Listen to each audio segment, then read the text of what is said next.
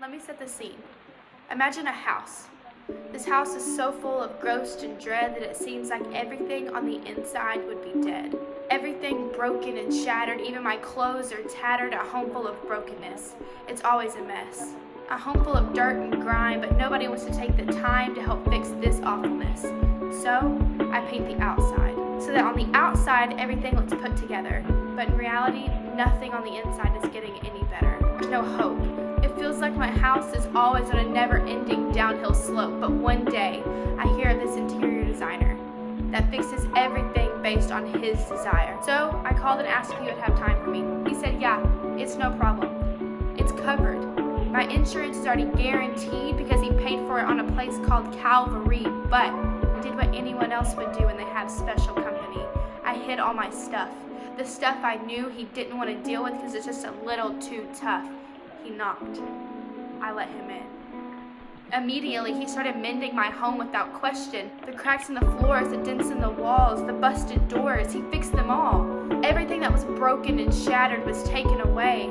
But all he did was say his name. He was doing only what he knew to do. He was making all things new. He doesn't just come in and review. He fixes it all through and through, fixing every room without even a fee. But eventually, we started approaching the last room, the room I didn't want him to see.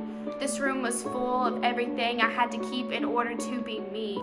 But as we got closer, he turned around and looked at me, deep in the eyes, and asked for the key.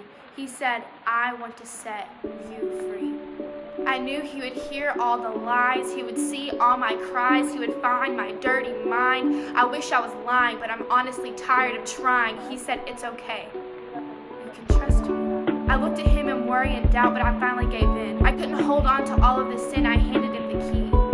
And when he opened the door, I closed my eyes, and all I could hear was the roar of what sounded like an already defeated war. I thought when I opened my eyes, he would be gone. No one can handle me. I wanted to take back my vulnerability. No one has ever wanted to see all of me. But when I opened my eyes, I saw that he stayed. He said that the price had already been paid, so everything had to leave in Jesus' name. Every single thing I pushed behind that door was finally fully restored.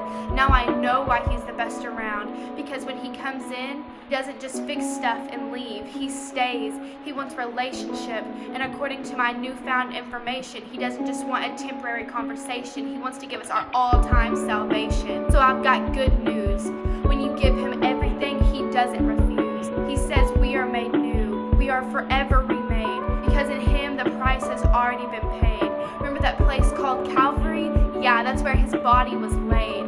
He was beat, nails driven through his hands and through his feet, for you, for me, for us. He died for my sins so that I could be forgiven. He loves me. He loves us.